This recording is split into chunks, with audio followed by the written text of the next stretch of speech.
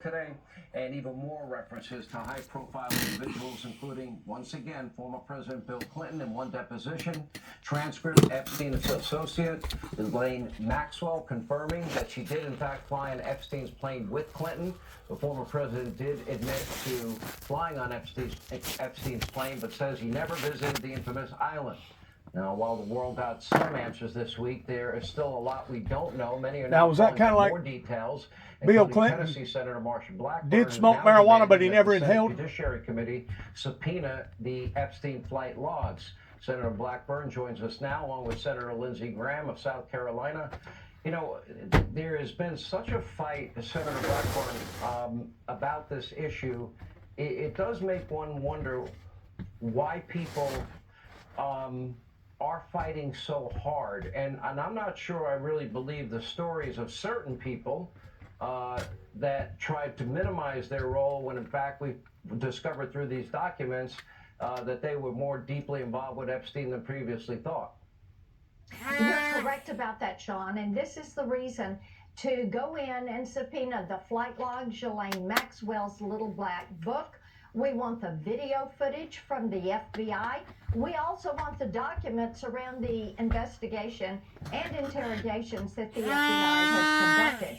It is imperative that we figure out who was involved with Jeffrey Epstein. That is the only way we're going to break apart this $150 billion a year human trafficking, sex trafficking ring and get justice for these women and girls that have suffered. They're victims, they're survivors of these sex trafficking rings. Do you know anything about whether the reports of potential videotapes of famous people involved with these young women are actually real? We are aware that the FBI has video footage of the coming and going from the Epstein residences. That is footage that we would like to get. As I've said many times, this is not about celebrity, this is about criminal activity. And we need to know who was associated and affiliated with Jeffrey Epstein. And beginning to get this information so law enforcement can break apart these sex trafficking rings. This is what we're trying to do. I'm the top Republican on the Human Rights Subcommittee. We have put a lot of focus on protecting women and girls and children and breaking this atrocious industry apart. And Sean, it is an industry, as I said, $150 billion a year. We also want to know, was Jeffrey Epstein involved with the cartels? We know now that he was involved with Jean-Luc Brunel, who was the sex trafficker in France. We've learned that from the documents. So every little piece of information helps us. Senator Graham, let me go to you. I want you to weigh in on this topic. Also, my understanding is you just came back from a long trip. You've been in Israel, you've been in Saudi Arabia, you've met with world leaders, and any news you have on that front would be welcome. A little disturbing to learn the Biden administration is now openly pretty much telling Israel they need to stop winning their war against Hamas, which is beyond disturbing to me. They have every right to defend their country and their way of life. Well, number one, I want to pass my condolences on to Melania losing her mother. She has been very attentive to her mother. Secondly, I did get back from Israel and Saudi Arabia. The attack against Israel on October the 7th, I think, was motivated by Iran to stop the nightmare of the Arabs reconciling with the Israelis, the nightmare in Iran's world for the Arab conflict to end and Saudi Arabia recognize Israel. So I'm cautiously optimistic the normalization efforts are still on track. We've got a long way to go. As to Marsha, I want to tip my hat to her. She's been tenacious. She's asking for the flight logs of who traveled with Epstein. I'd like to know that myself. She's wanting to know why he got such a sweetheart deal in 2015. Remember the Acosta guy that was the prosecutor, but I think became labor secretary? He gave Epstein probation with numerous allegations of child rape. How did he get such a sweetheart deal? There's so much we don't know.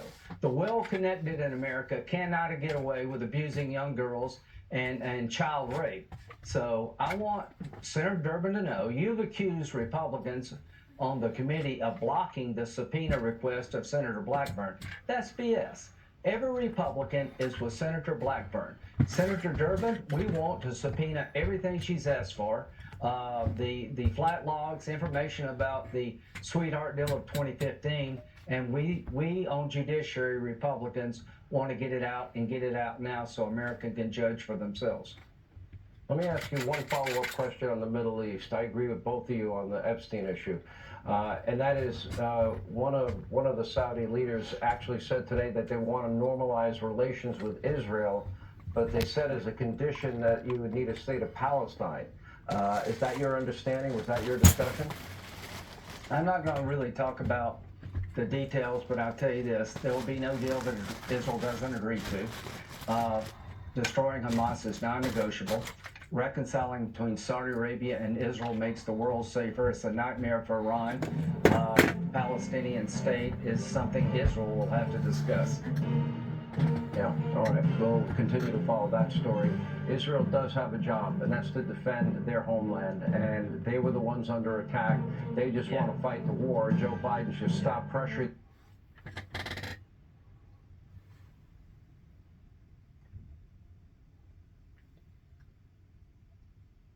Trump was in D.C. to attend arguments over his claim of presidential immunity in the D.C. January 6 case, where attorneys argued Trump is a victim of a political prosecution by Joe Biden.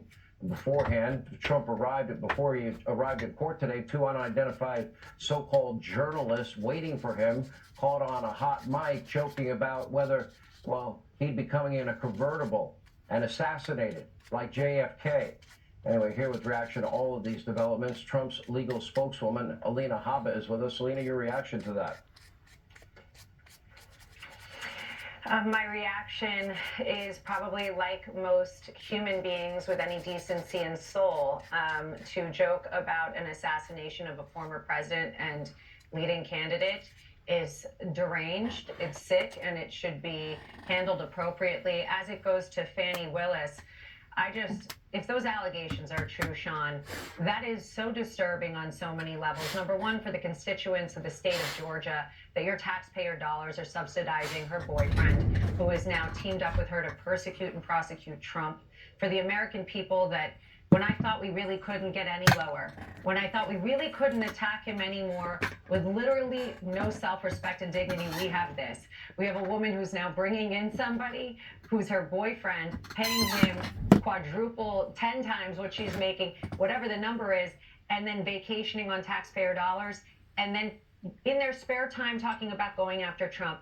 You know, you shared the very devastating news, Sean, about Melania's mom, and I have had the pleasure of meeting her and her husband. And I think we all have to remember, as human beings, as Americans, Democrats, Republicans, this is a human being, and we all have family. And when you lose a loved one, you are still a person. And I think the American people forget that Donald Trump is a person with a family who is fighting the fight, but also has real life happening.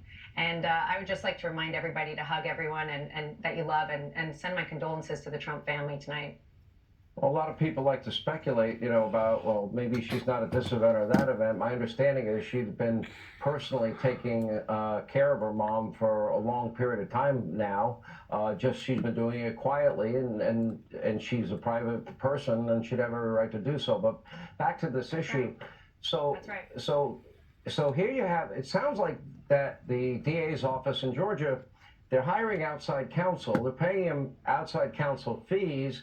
And as a result, that is funding a lifestyle that benefits, in this case, the district attorney that's going after Donald Trump. I would imagine that on some level that she's compromised. What does that mean for, you know, the quote RICO case, which I never quite understood? It's unbelievable. I've always said it, Sean. I know you've said it. They'll accuse him of the things they are doing themselves. And that is the case right here. It's a perfect example. It says it all. If this is true, if she really was using taxpayer dollars to funnel vacations and then go after Trump, completely disregarding ethics, completely prosecuting. It's called selective prosecution. You are going after someone as a target and then teaming up with your friends. The only RICO I see is the RICO with the DAs and AGs that is happening. The conspiracy is not a conspiracy at all. We have Soros-backed and other funders that we've seen that are backing these individuals, and they are coordinating, they are profiting, and they are becoming famous, and politically, their agenda is all the same: get Trump. That is the only RICO case I see here. That is the only RICO case. The facts are the truth. Donald Trump has done nothing wrong, and they have intentionally done this and waiting to interfere with an election because they can't beat him in the polls. What about the issue of the immunity case? Going before a three-judge panel, arguments were held earlier today. At times, based on reports I read, it almost seemed to go off the rails, asking, or what if the president instructs SEAL Team 6 to kill innocent people? Would the president be acting in his capacity as the president of the United States? Would they have immunity? That seemed to go off the rails. I understand two of the three judges, a three-judge panel, were Biden-appointed judges. That's correct. I've actually been in front of a judge in New York and been asked the same question on the Michael Cohen case. I won that case on immunity. It's hypotheticals that do not currently exist because the real facts are so easy to win that we have to now argue the slippery slope argument of if he kills someone, will he be held accountable? He didn't kill anyone. He didn't cause an insurrection. He didn't get charged for it. But they're using hypotheticals to frighten America. This is a slam dunk case. He should have absolute immunity and presidential immunity. You know, it was Ted Cruz who said earlier in the show, democracy in jeopardy. That's Joe Biden's big campaign slogan. But they're the people that don't want Donald Trump to even be on the ticket, citing insurrection, which he's never been charged with. Makes no sense. Alina, thank you. Our sympathy to Melania and her family and the president tonight on the sad news that they have gotten. Coming up next. There's no doubt any and everybody should have empathy and sympathy for qualified immunity for presidents when they undertake certain actions within the scope of their role as chief executive. For anybody who goes through a bad time, especially losing somebody that close pertaining to her mother, pertaining to the First Lady, I want to give my condolences to as well. Though I don't agree with a lot of stuff that Donald Trump has done or Donald Trump is threatening to do. And the fact of the matter is, if I was to have made a statement like that in reference to celebrating if Donald Trump had become assassinated or any president had become assassinated, as far as me feeling giddy versus feeling basically sad, I don't think that it would have. Yeah, I don't think that it would line up with the Christian standards, first of all. But I also look at this. During the time of John McCain's death, Donald Trump done some very, very disrespectful things to that family towards whether or not he was going to lower the flag, whether or not he was going to keep the flag up. I think they lowered it one time and then rose it up.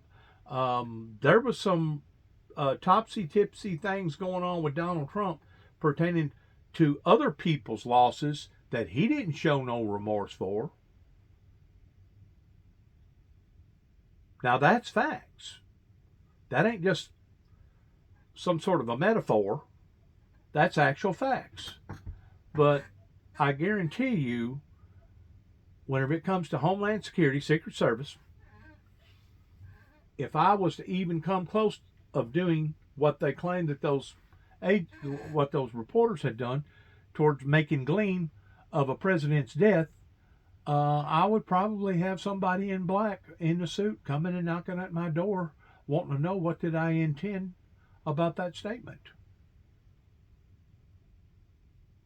I know this because I've had a brush-in with Homeland Security. A matter of fact, it was Homeland Security that had set out. Of course, I'm sure all them people that I dealt with at the time is probably either retired or some of them probably dead. You know, those field officers, they don't keep them on board for life. They have other opportunities. Some of them get sick. Some of them gets involved in accidents. Some of them just basically retires and kind of fades off into the sunset. So I'm sure the Secret Service agencies today protecting the president is a completely different, regime in comparison to what I was dealing with in the early 90s, as well as 2005 up here in Nashville, Tennessee.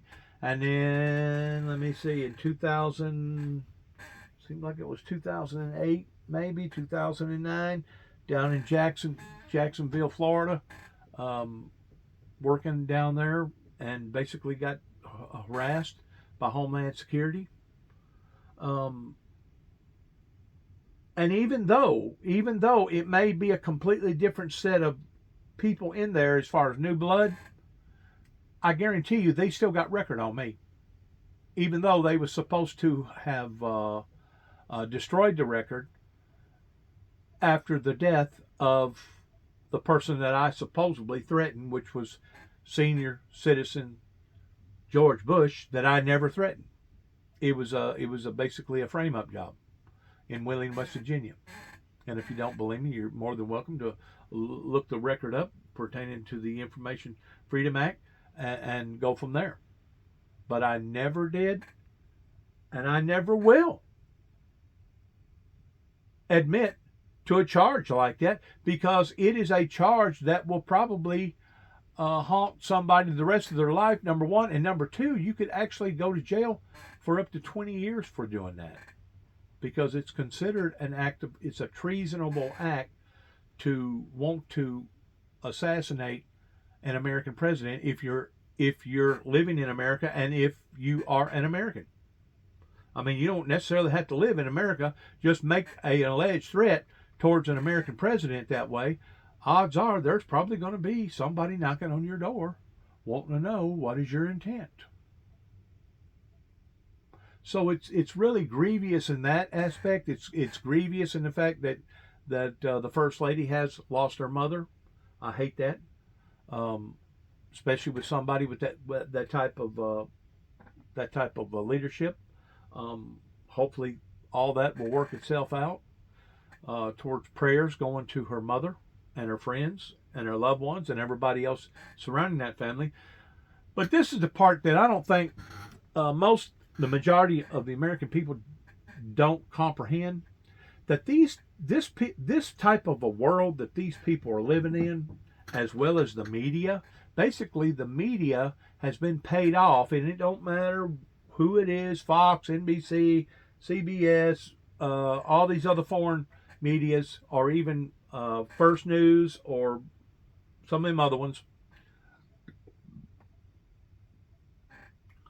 Whenever you're talking about people that's probably making anywhere the cheapest, the lowest payroll for somebody to get in front of the camera like that on national screen, is probably going, if you make any less than $100,000, you're probably getting ripped off.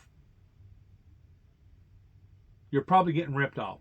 And some of them people make a whole lot more than just $100,000 a year. Some of them people make $2 or $3 million a year. And if you're really, really good, you get paid a whole lot more based upon who likes you and your services and how good you are, and etc. But that is a completely different world in comparison to the average person's world, because there's really not nobody that they focus in on in the political arena that they call news, that are making just peanuts. Some of them people making so much money they can't even keep up with it. So naturally, the rich is going to take care of the rich, and their lifestyle is a completely total different lifestyle than our lifestyle. And whenever it comes to them being able to relate to the aches and the hurts and the pains and the sufferings that the American people are going through right now, they can say that they can relate to it, but in reality, how are you going to be able to relate to something if you've never experienced it for your own self? That'd be like a man telling a woman, after having a birth. Well, I can relate to that. I can relate to that. I sure do have empathy for you. Well, you may have empathy, and in ways you probably can relate, but there's no way that a male that has never went through a pregnancy can truly relate to a female that who has actually brought birth into a child, into the world. They can say that they can relate. And I'm not saying that they won't try to relate, but as far as them actually relating, they can't relate to that. Just like all these people on TV, these newscasters, these commentators, and these politicians, they can talk about empathy and sympathy all they want, but the bottom line is they are out of touch with our reality. There are several different realities, okay? There are several different realities pertaining to the American reality. There are several different realities in every country. There are several different realities looking at it from a global perspective. There are several different realities looking at it from a cosmos perspective. People are people, and most of the time, men talk about women, and women talk about men. People are people, and they're going to continue to be people. But all this stuff on TV, they're basically hustling the public in all these stories, regardless whether it's stories about Donald Trump or stories about Joe Biden, or this one or that one, or this senator or that senator. And that, to me, is what makes these people inadequate to be in the positions that they're in, because they don't understand or realize that they are dealing with people's lives. You're not dealing with a herd of cows. You're not dealing with a livestock Black Angus herd cattle ranch. You're dealing with live human beings, people, which is totally different than dealing with other matters. And because of it, they have lost my vote in either party being eligible or worthy of my vote. I am so disappointed in our government in so many different ways that I can't even begin to fathom how heart-wrenching that it's been, especially since I've had time to come back home in 2014, which is now coming up on my anniversary. Seems like it was along about March or April, something like that, whenever I showed back up here with a Fleetwood trailer here. So this would be my 10th year anniversary of coming back to Northwest Tennessee. But like I said, the majority of the people that they put on that big screen, unless it's something horribly bad pertaining to news, regardless whether it's accident, intentional, non-intentional, whatever, the majority of the people that they put on are going to be very, very wealthy.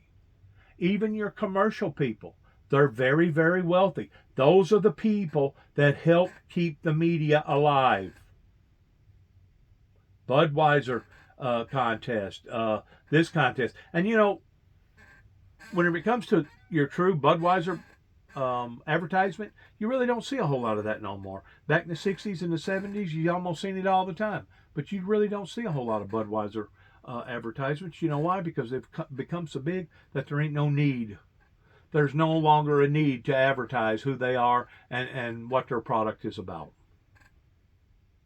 And that's basically what everybody else is itching towards, jumping on this social media, paying people 3 cents or whatever they pay them to be able to watch their little video, that their videos keep being interrupted by all these commercials. Between the commercials and the politicians, they're the ones that feed the media. So naturally, because they get their checks from them, they're going to be more susceptible in leaning towards their will and their way than they are anybody else. And they can get up there on TV and they can say what they want to say pertaining to the weak, pertaining to the unfortunate, pertaining to the middle class and the low class. But the bottom line is this: they cannot relate to what the normal old Joe out here or Sally is going through. They can say that they can, but in reality, they cannot. They cannot. Chief executive, and then are later sued civilly, says nothing about criminalizing. It's a big facade.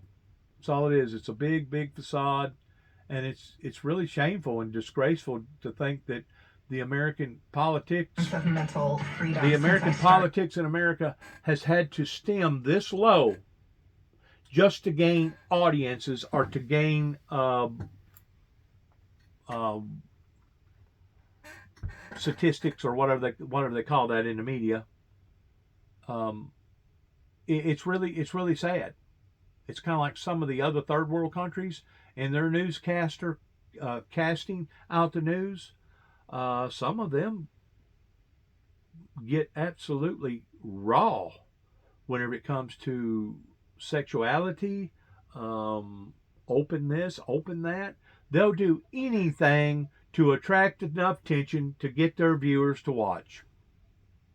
It's all about ratings. And the higher your ratings, the more money that you make as being a newscaster or being a commentator. It's all about ratings. And they'll flip it the way that they want to flip it. And they'll twist it the way they want to twist it. Just like these people right here, pretending to being gay or whatever it is. All right. Basically the same thing as being gay. They've changed the name, probably tell you it smells good or something. I don't know. But then you got more people that's advertising telephones. This looks like a telephone advertisement. I don't know that it is. But then they'll panhandle off of the youth to make sure that they get that message out there. Kind of like whenever you walk into a retail store and you go where the food is, pretending to cat food, dog food, or whatever, and you get to looking at their dog food, and all of a sudden they're trying to promote dog food, but they got this beautiful black lab or this Siamese cat on this picture, and the picture is absolutely adorable looking, all in the name of what? Profit. All in the name of marketing. That is their marketing strategies. Do they actually pay that dog any money to put that dog picture on there? I don't know. Maybe they give the owners of the dog, maybe they give them some dog food or something. I don't know. I just know this: people like myself that put out our messages and are trying to help the people are not getting a positive response. A matter of fact, just the other day, actually yesterday, I went to a Chinese restaurant, and I bumped into an individual that I've had an acquaintance with that goes to United Pentecostal Church over by the Union City Hospital, and of course he smiled and greeted me, and I greeted him, and we talked, and he made mention about, well, we sure do miss you, and we wish you'd come back, and all this other stuff. And I'm thinking to myself, okay, all right, that sounds good on the front end. But then again, has any of those people ever come to my house, knocked on my door, and actually done a one-on-one interview or wanted to come and just check on me and see if I was okay? As far as I know, nobody has done that. Not only from that church, but the majority of the churches around here. I cannot mention but one human being. No, there's been two different parties. One party was an independent party pertaining to the Cowboy Church. Mr. Rogers come out here and talk to me and David before David ever passed away in 2014. That acted like he wanted to spend some time with us and drink some of my good cowboy coffee. Boy, he bragged about that. It was instant coffee, and I'm pretty sure he didn't like it. But there was another group of people that targeted this property pertaining to religion, and that was the Mormons up in Fulton. But once they found out who I was, and once they found out the involvement in all the stuff that I've been in, they dumped me like a hot potato. But you know what? I dumped them before they dumped me. Because that's part of my marketing strategy too. Whenever it comes to people that talk the talk, oh, you can find them all day long out there. They can talk the talk, man. They can talk your head off. And in every religion will have a certain facet of truth about it. Most every religion out there, and it doesn't matter if it's an occultist religion, it'll have a certain facet of truth in what they're teaching and how that they're trying to draw people in towards being their converts. Muslims, all of them. Hindu, all of them. They'll have a certain facet about their religion that sounds really, really nice, and to some extent, it probably is true. It probably is true. But you can't base people's actions off of desires or off of words. You base people off of their actions towards what that they either have done for you or what that they have done against you. And, you know, that's like somebody walking up to me and telling me, oh, I killed this person, and I done this, and I done that, and I cut this person's throat, and I gutted that person's intestines. And, you know, those are all words. Those are all words that I've learned to public that unless I see proof that somebody actually killed somebody, or unless I know that there was some sort of connection with that person and a recent death in the community, I'm going to listen to that and let it blow off of me like a duck blowing off water and going about my business. Because first of all, if you can't prove it, what good is it to even bring it up? All you're going to do is be creating enemies by trying to persecute somebody that you don't know for sure that is guilty of the crime that they said that they committed. Because whenever it comes to the law, everything is based around proof. Everything is based around proof that they're supposed to prove that that crime had been committed. Weakley County, pertaining to the courts in Tennessee, went after me in a time of my despair of my brother's loss, less than 10 days into his death, in trying to say that I was stalking a family of people across the road, even though it was their landlord, along with them at times, that was actually trying to bring misery and sorrow into our lives. Because of the actions that we've seen visually, we wasn't over there slipping around. We didn't have instruments watching them 24/7. We wasn't a peeping Tom. But what we seen visually from our property across the road from time to time, because they'd get into big arguments. The guy, he would jump on top of the car and act like an ape. I've seen him take $1,000 phone a couple of times and throw it against the wall. I've seen him knock the door off the door hinges on a trailer at least 3 or 4 different times while I was here.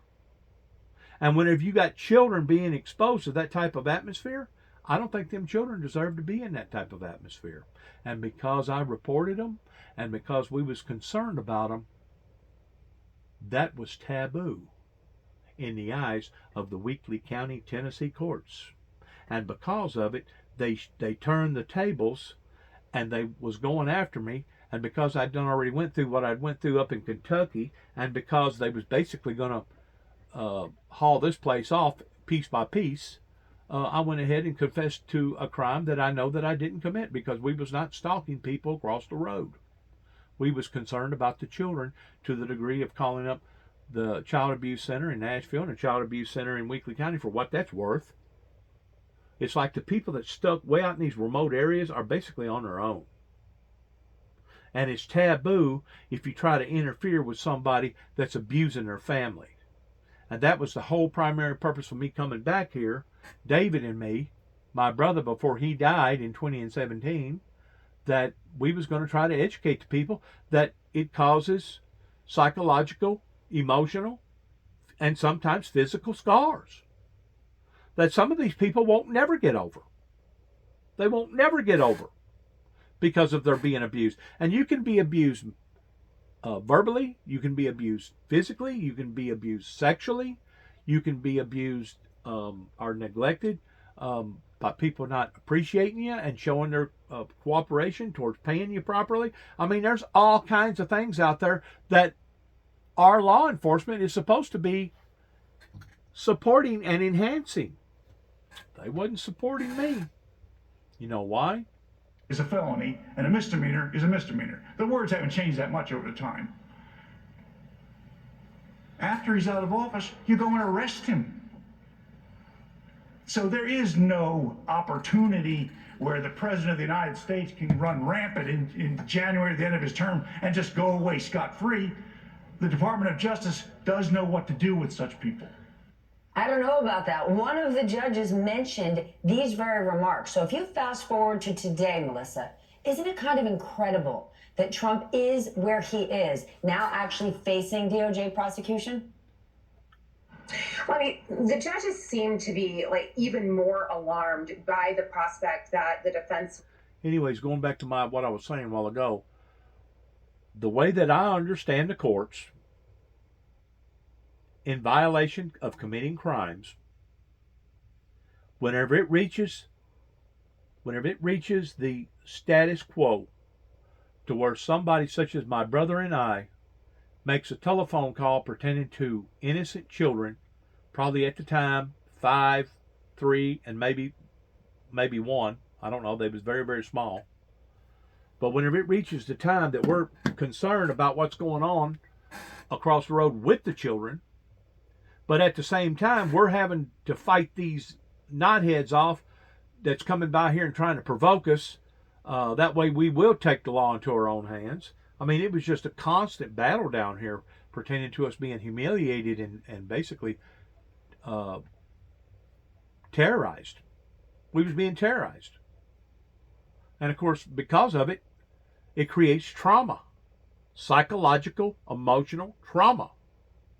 And it was so traumatizing to my brother, he could not withstand the pressures that was happening from his peers, from the people that he'd known all his life, being raised up here in Northwest Tennessee, and he couldn't stand the drama that the courts was allowing for us to go through and could not get nothing done up in the Weakley County courts. So as far as I'm concerned, they was either a supporter of it or they was neglect to the degree that they didn't care what was happening to the family down here, and either or is a violation of dereliction of duty. And as far as I'm concerned,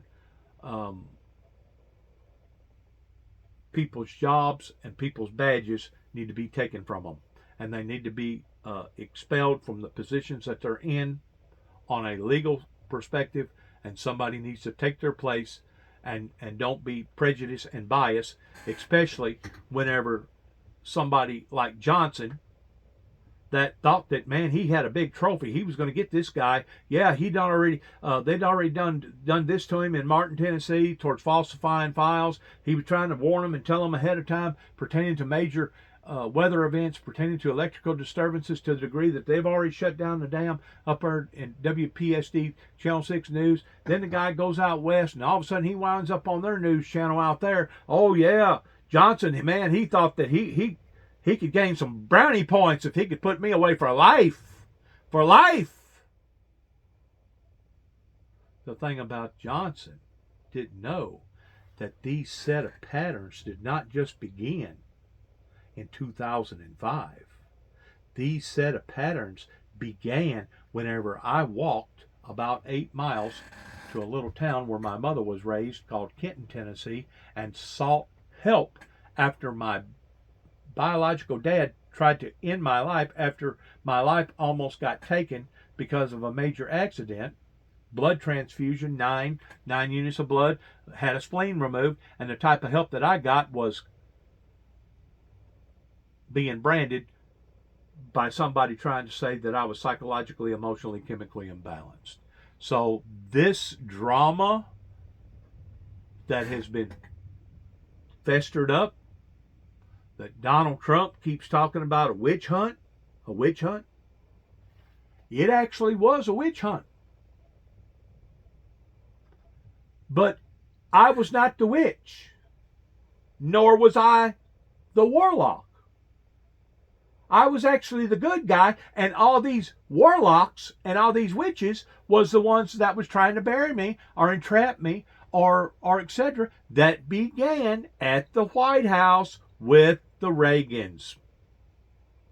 That Secret Service has got their fingerprints all over my testimony, beginning all the way back to the beginning phases towards me making a telephone call to the White House. So, you know, this country, the people in this country are the people that make this country. And whenever the people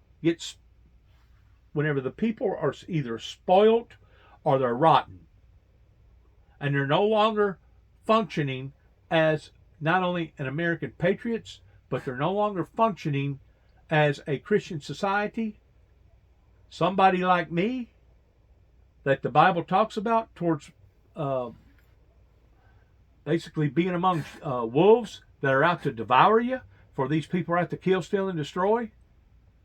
I'm going to tell you, if I would have made one little boo-boo towards looking like that I was going to create any type of resistance or any type of violence, as many times as I've been harassed by various departments of law enforcement, either federal, state, or local, either in Tennessee, Kentucky, Oklahoma, or Atlanta, I would not be living.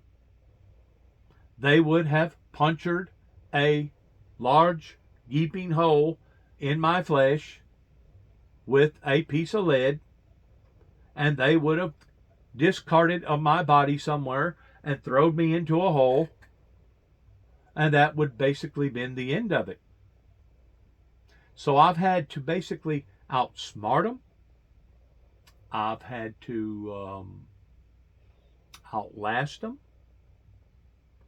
There was times that I had to play basically dead man's bluff in making them think that all this had just up and went away in my life.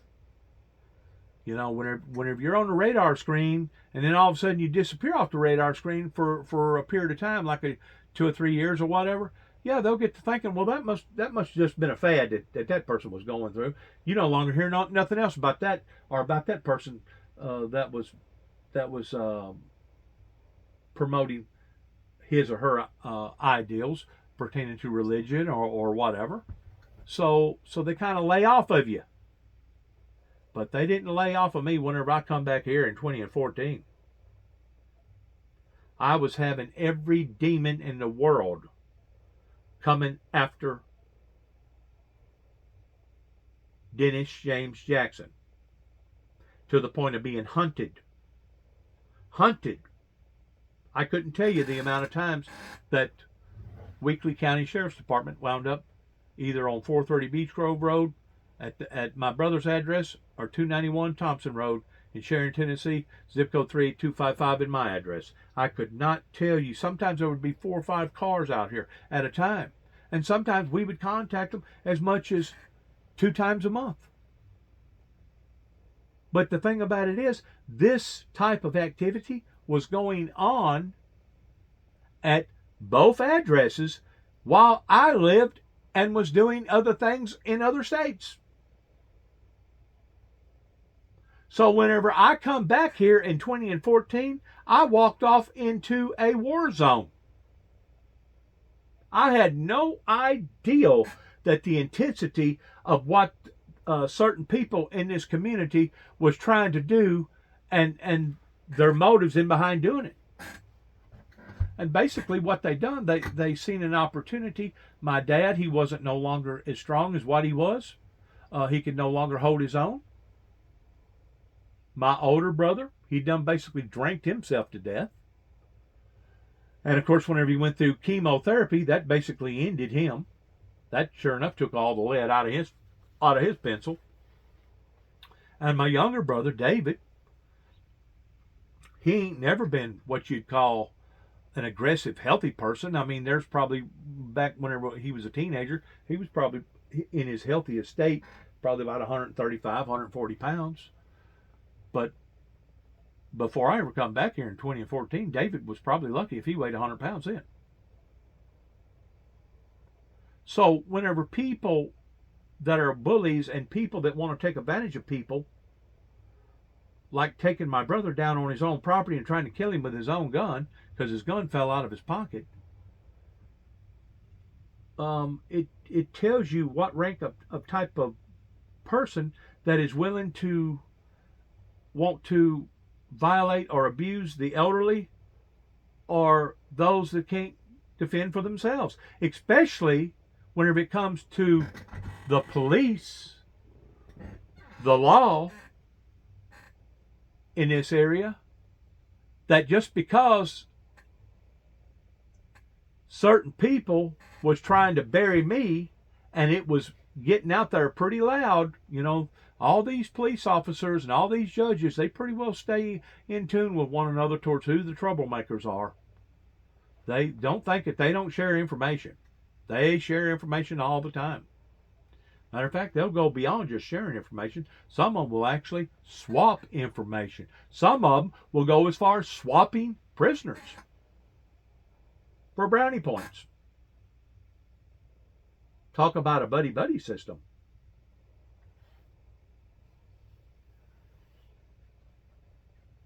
It's awful, and how corrupted and the techniques that they use and who that they go after versus who they're not going after. And the people, I mean, it's very obvious that our politicians and our system has failed us in every aspect almost imaginable.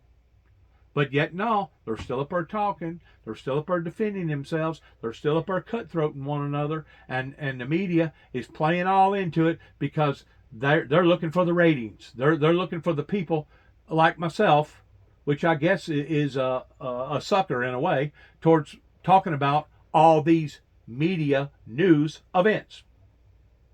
Cameras on him. It doesn't matter in a normal universe being on trial, maybe not the best thing politically. For him, it's all about attention. It's telling that he decamped to... Well, they're the ones giving the attention. We're obviously of top Republicans in the House and beyond endorsing Trump. You're not taking... You cannot turn on a channel without seeing the name Trump.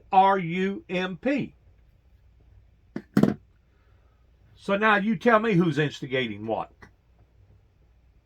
Trump is getting all this free publicity. He's no longer having a campaign for hundreds of millions of dollars to be paying all these media people off so that they'll continue to put on this act, either being with him or supporting him or whatever. They're basically doing Trump's job for him. Just like my grandpa used to tell us boys whenever we'd say something about, well, they're talking about me, Grandpa. They're saying this about me, and it ain't so.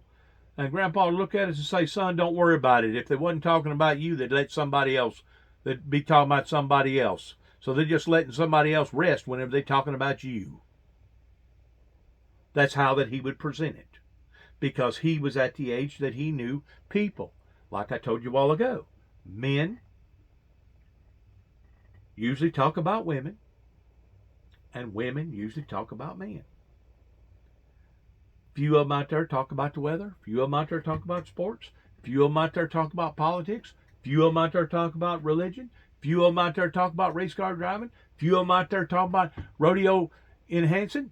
I could go on and on. But now, today, because of all the media that has come in from different foreign areas, it's turned into a cluster of so many different aspects of so many different media outlets. As far as putting out signals, they're putting out so many mixed signals that today the true sovereign American people really don't know what to believe. it's become chaotic, confusing. Kind of like our Internal Revenue Service laws that they usually either add to or take from, give or take about 3,000 every year. I mean, I just run into a problem this week towards going up and having my dentist clean my teeth and stuff, and I was having some problems with something else pertaining to my teeth. So because of it, I had to make a telephone call pertaining to my healthcare, HMO healthcare. Come to find out, the information that one of their agents told me in December, whenever it was time to renew, after we went through everything pertaining to what I already had, his statement was, well, I think you just need to keep what you got. Sounds pretty good to me. So I was under the assumption that my insurance was going to be just exactly the same. Well, come to find out that they got all these subcontractors working for the main general contractor. And the people that was covering my dental last year was of a different carrier compared to the people that's now covering the same dental.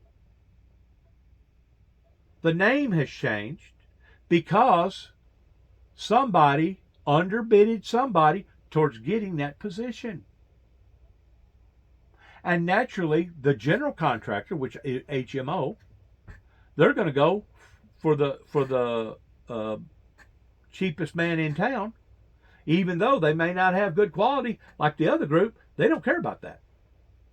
They don't care about our health. They don't care about our benefits. They don't care whether or not we have to be out of pocket for this amount of money, or whether or not the carrier that they got this year only is providing half of what they was providing last year. And a lot of these clinics, a lot of these doctors, they know who is a cutthroat provider versus who is not. And as soon as the people found out who the general contractor had sided up with on the dental coverage, they immediately knew, oh my God, look at all our patients now that we're going to lose, because they are not going to deal with this particular provider, because this particular provider already has a bad reputation towards being a cutthroat provider. In other words, the way that the receptionist told me, she said if we dealt with people like this all the time, we would literally have to turn the lights out and shut the doors. But yet now, whenever I was talking to a CEO, that a licensed representative for HMO, I don't have a clue who it was, don't care to know who it was sitting there degrading the dentist office, telling me how much of a butcher and how much of a crooks that they are. And we was talking about a $3,000 package on my particular package on certain things and in certain tactics. And her response was, well, it don't take but just a visit or two to eat up that. She said these clinics, these dental clinics, are basically nothing but crooks. That was coming out of her mouth. I don't know if what she's saying is true. From all indication, from what the dental work costs today in comparison to what it cost 25 years ago, she may be nailed on the head. They may be taking advantage of the public. They may be taking advantage of the insurance companies. But I'm sure those doctors that went to school for 4 years, 8 years, making all them tuition payments and having to rent out an office and buy all that equipment, I'm sure all that stuff means something. Plus, they got to be out money for malpractice insurance and stuff like that. You know, there's a whole lot of facts involved whenever you get to pointing your finger at somebody and saying, well, they're a crook or they're a butcher. You better know what you're talking about before you go to throwing stones like that. But the bottom line is this: I no longer have the dental provider that I had last year working with HMO being my general contractor, my general healthcare contractor. Now, on all the other plans, eye, ears, hospitalization, doctors, all that. I'm pretty sure all that's pretty much all the same. But then again, I don't know. Some of that stuff may have changed too. And you really don't detect it in it changing unless somebody like me tells you, or unless somebody makes an announcement that it's been changed, or you yourself has some sort of a problem and you have to address the problem and you're thinking that you'll be covered, and then you go to get this work done, and instead of you being covered for this amount of money, now you're only covered for that amount of money, and it's basically so complex from year to year pertaining to the healthcare industry that that's exactly what they want it to be. Just like the Internal Revenue Service. They want it to be so complex, hoping that it'll be for their benefit, that there's no way that you're going to be able to keep up with all the changes from year to year, either in the Internal Revenue Service or with the healthcare services. So at the end of the day, they're looking for a profit. They're looking for a profit. It's not about health. It's not about safety. It's not about caring about who we are. It's about profit. It's about money, the almighty dollar bill. And of course, whenever I talked to the receptionists that told me that we're not going to do work for those people, that pretty well spoke volumes about, hey, these people's already got a bad reputation. And I'm not going to call out their names. It's no need for me to call out their names. The only thing I need to call out is HMO. But I know that HMO has subcontractors that contract in different areas over different things, regardless whether it's operations, regardless whether it's pharmacy, regardless whether it's in-care, regardless whether it's dental or ear or eyes. They all have different departments, and they all have a tendency of changing from year to year. So basically, the license representative that I spoke to in the month of December, making sure that my entry was still the same, lied to me. Just flat-footed lied to me and told me that that as far as he was concerned, I was good to go and there was not going to be no changes. Now, that particular representative, in actuality, had no earthly idea towards what was going to happen January the 1st. And I'm pretty sure somebody way up on the upper end, probably working in wherever, had already made this agreement with another subcontractor provider that everything was going to switch. They was going to drop one and pick the other one up, or pick this one up and drop the other one. It's tick for tack, I guess. Unbelievable in how chaotic that it is. And these hospitals and these doctors, regardless whether they be medical doctors or dentists or whatever, they are in constant battle in trying to make sure at the end of the day that they can keep the lights on. That's how bad it has become in America. So good luck to all of us as we end this program by saying God bless you, God bless America, God bless our troops, and heaven help us all pertaining to this chaotic, unbelievable status quo that has now befallen upon to the American people's lives. Good luck to all of us. Shalom.